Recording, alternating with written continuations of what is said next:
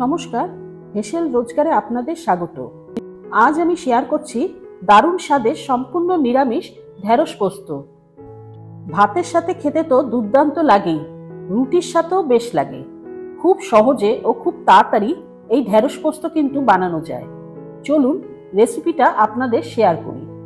এখানে আমি 500 ঢেঁড়স নিয়েছি। ঢেঁড়সটা একটু কচি নেওয়ার চেষ্টা করবেন। আর লাগবে একটা মাঝারি সাইজের বেগুন, 2 টেবিল স্পুন পোস্ত আর 4-5টা কাঁচা লঙ্কা নিয়েছি। আপনারা যে যেরকম ঝাল খান সেই অনুপাতেই কাঁচা লঙ্কাটা নেবেন। ঢেঁড়সগুলোকে আগে ভালো করে ধুয়ে নিয়েছি। ঢেঁড়স কাটা কিন্তু খুবই সোজা, দুদিকটা কেটে নিলেই হবে। গোটাও রাখতে পারেন, আবার হাফও করে দিতে পারেন। এবার বেগুনটাকে কেটে নেব।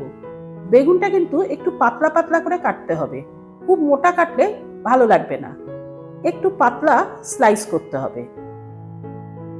আমার ঢেঁড়স আর বেগুনগুলো কাটা হয়ে গেছে। এবার পোস্তটাকে বেটে নেব। শুকনো খোলায় কাঁচা লঙ্কা দিয়ে পোস্তটাকে আগে ঘুরিয়ে নেব, তাহলে বাটাটা ভালো হয়। তারপর সামান্য জল দিয়ে পেস্ট তৈরি করে নেব। পোস্তটাও বাটা হয়ে গেছে। এবার মেন রান্নাটা শুরু করা যাক। কড়াইতে 2 টেবিল স্পুন সর্ষের তেল নেব। তেলটা গরম হলে 1 টিস্পুনের মতন কালো জিরা ফোড়ন দেব। ফোড়ন দেওয়ার পর 1 টিস্পুন হলুদ দিয়ে দেব। হলুদটা আগে দিলে কালারটা খুব ভালো হয়। তারপর এতে কেটে রাখা ঢেঁড়সগুলো দিয়ে দেব। ঢেঁড়সগুলো দিয়ে ভালো করে ভাজতে হবে। ঢেঁড়সগুলো কিছুক্ষণ ভাজার পর এর মধ্যে কেটে রাখা বেগুনগুলো দেব। বেগুনগুলো দিয়েও আবার ভালো করে ভেজে নেব। কিছুক্ষণ ভাজার পর এর মধ্যে নুন দিয়ে দেব। নুনটা আগে দিইনি, কেননা আগে নুনটা দিলে ঢেঁড়সের থেকে জল বেরিয়ে আসবে। ঢেঁড়স আর বেগুনটা অনেকক্ষণ ভাজার পর এর মধ্যে বেটে রাখা পোস্তটা দিয়ে দেব। পোস্তটা দিয়েও ভালো করে কষাতে হবে। ভাজতে ভাজতে যখন ঢেঁড়স আর বেগুনটা যখন মজে আসবে, তখন এতে সামান্য একটু চিনি ব্যবহার করব। চিনিটাকে এর সাথে ভালো করে মিশাতে হবে।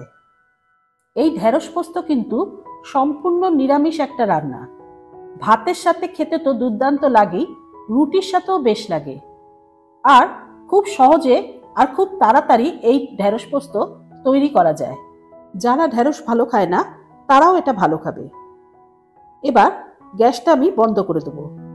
আমার ঢেঁড়স পোস্ত সার্ভের জন্য তৈরি। আজকের রেসিপিটা কেমন লাগলো অবশ্যই কমেন্ট করে জানাবেন। আর আমার চ্যানেলে যদি নতুন বন্ধু হয়ে থাকেন তাহলে সাবস্ক্রাইব করবার অনুরোধ রইল।